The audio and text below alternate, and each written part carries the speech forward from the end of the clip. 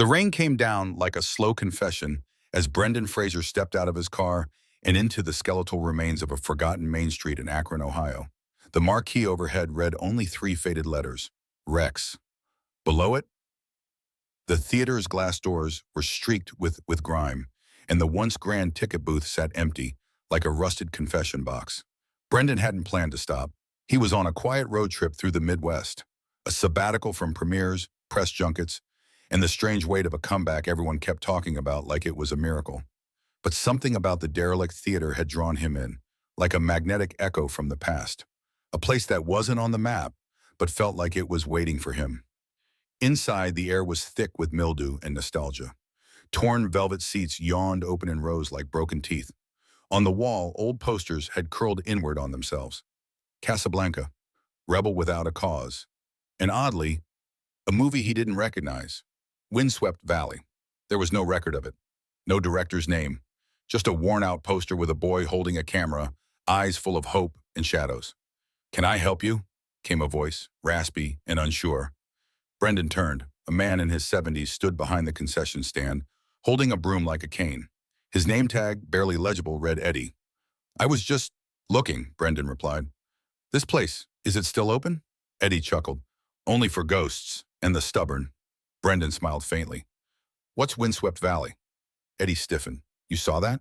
Brendan nodded. Eddie's eyes flicked to the poster, then back to Brendan like he was weighing the worth of a secret. "That was a film by a local kid, Oliver Kane. He used to work here. Genius with a camera, obsessed with movies." "What happened to him?" Eddie looked away. "He vanished 19 years ago this week.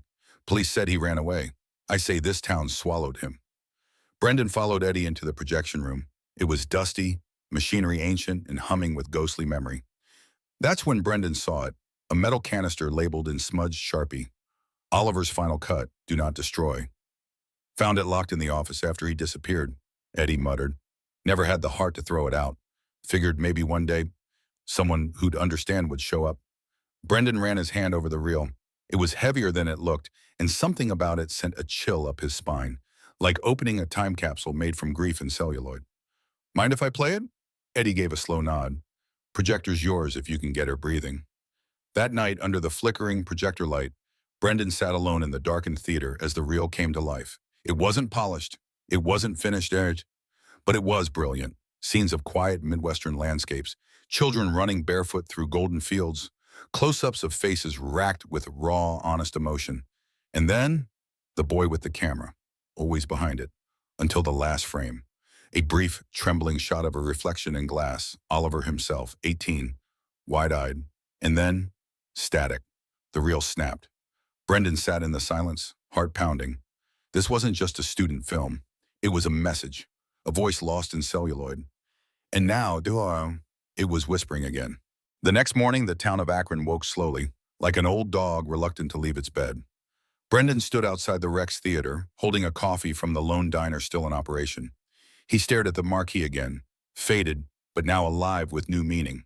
Inside the theater, the projector was still warm, the film reel sitting on the table like a relic unearthed too soon.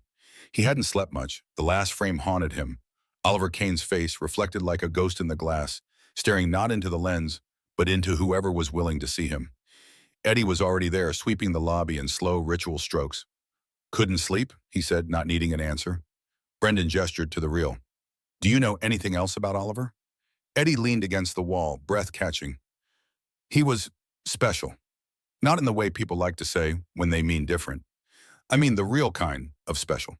He'd film anything, sunrises, funerals, broken windows. Said the world didn't know how to listen anymore, but film could make it hear." Brendan's eyes flicked toward the lobby's dusty bulletin board. There, pinned behind yellowed flyers, was a photograph. A black and white snapshot of a younger Eddie, arm slung around a teenage boy holding a Super 8 camera. "Oliver, I need to know what happened to him," Brendan said softly. Eddie hesitated. "You really want to do this?" Brendan nodded. It began with the tapes. Eddie led him to a locked cabinet in the office, long untouched. Inside were 4 VHS cassettes, each labeled in the same shaky handwriting. Test footage, home. Reel 2, personal. Edit, draft 3. And the last, if found, watch. They took them to the small projection room where an old TV with a built-in VCR still worked. The first tape was jittery, handheld shots of fields and townsfolk. But beneath the flickering images was a boy trying to understand a world that didn't understand him. Oliver had filmed everything: his lonely dinners, his attempts to talk to classmates who walked past him, quiet monologues in his bedroom where he asked questions too big for his age. "I don't want to be famous," he said once to the camera, eyes wide. "I just want someone to see the things I see before I disappear." Brendan sat still, barely breathing. The second tape was darker, a shift in tone, footage of empty classrooms, silent halls, a counselor's voice on a muffled recording, concern about Oliver's obsession with the past. He'd filmed abandoned buildings, collected town records, tried to piece together tragedies he wasn't old enough to remember. Then came a frame of police tape, a missing persons poster. "Everyone keeps telling me to move on," Oliver's voice said, "but no one tells me where to go." Brendan looked over at Eddie. He was unraveling. "No," Eddie said quietly. He was seeing too much. That afternoon, Brendan took a walk through the town, retracing Oliver's steps as if guided by the boy himself. The diner, the school, the train yard. Each location shown in the tapes now took on the weight of memory. Locals recognized Brendan, of course, but their conversations quickly turned when he asked about Oliver. "Sweet kid, always filming something. Bit off. He used to come by the library every day, took out books on Old Town history. He vanished. Everyone said runaway, but I think it was something deeper, like he was swallowed by his own story." That night, Brendan watched the final tape alone. It was a single shot, Oliver in a mirror, holding his camera. He didn't speak. He just stared into the lens, long enough that the silence became unbearable. And then he placed the camera down and walked out of frame. The screen went black. No credits, no final message, just absence. Brendan sat in the projection booth of the Rex, looking down at the empty theater. The hum of the reels, the glow of the screen. It felt like a cathedral now, a place where stories were sacred, where lost voices could still be heard. He pulled out his phone and began recording a voice memo. "I think I've found something that was never meant to be lost. A film that wasn't just unfinished. It was ignored, abandoned. But it's speaking now, and I'm listening." He looked at the reel. "We all become stories in the end. Maybe Oliver was just trying to write his before the world could erase him." Outside, the town fell into silence. But inside the Rex, the ghost of a boy with a camera stirred. It started with a tweet. Brendan posted a black and white still from the mysterious film reel. Oliver, arms outstretched in a wheat field, framed by sun and dust, like a prophet of forgotten dreams. The caption read, "I found a film made by a boy who disappeared. His name was Oliver Kane. This is the story he left behind. I think the world should see it." He expected silence, maybe a handful of film buffs or nostalgia hunters to care. But within hours, the post exploded. Thousands of shares, then hundreds of thousands. People began asking, who was Oliver? Where can we see this film? Why was it never released? But most haunting were the replies from other forgotten places. "I knew him. We used to walk home from school together. He always had that little camera. My dad used to talk about this weird film kid in Akron. Said he had a gift. I still have a note he left me in my locker. Said he was trying to film truth before people forgot it." Suddenly, Oliver was no longer invisible. Brendan sat with Eddie in the projection booth of the Rex, staring at the flickering screen below. They had spent the last week restoring what they could.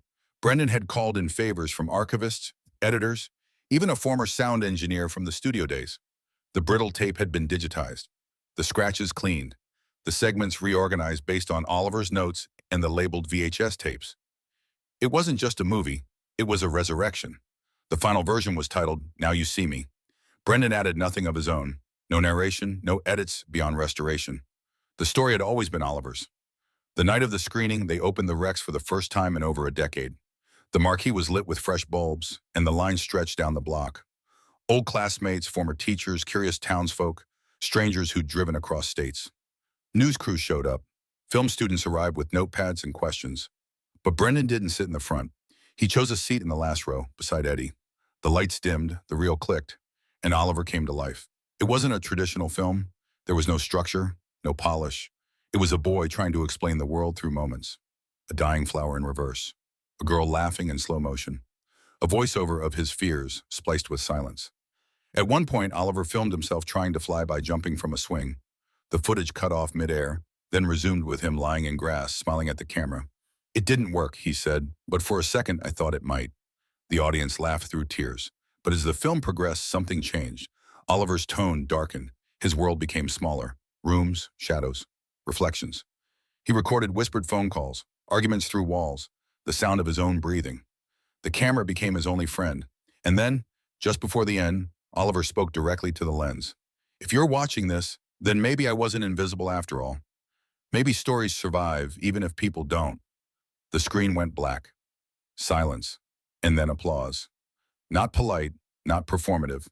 It was thunderous, raw and grieving, like the sound of a town realizing it had forgotten one of its own. Eddie wiped his eyes. Brendan stayed seated.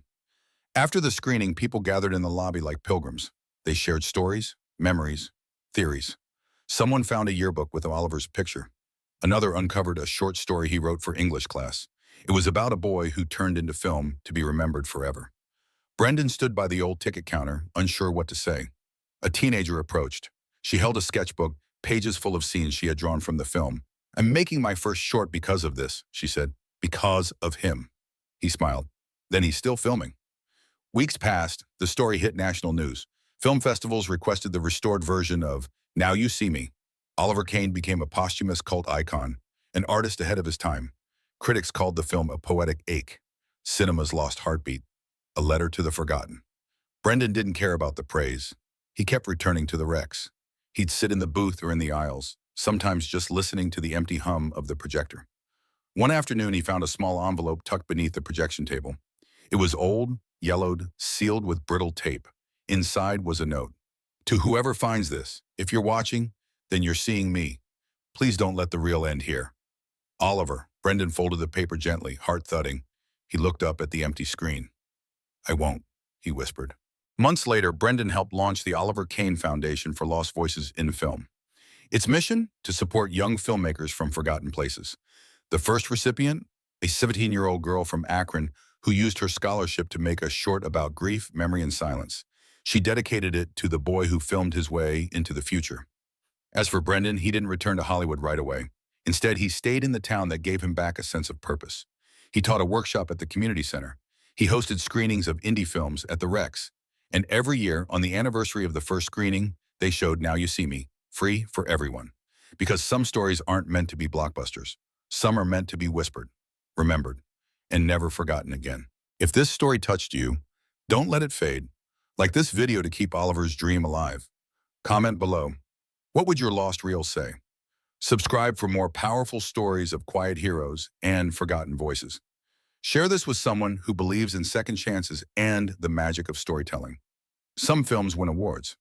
Others, like this one, win hearts. Help us tell the ones that almost slipped through the cracks.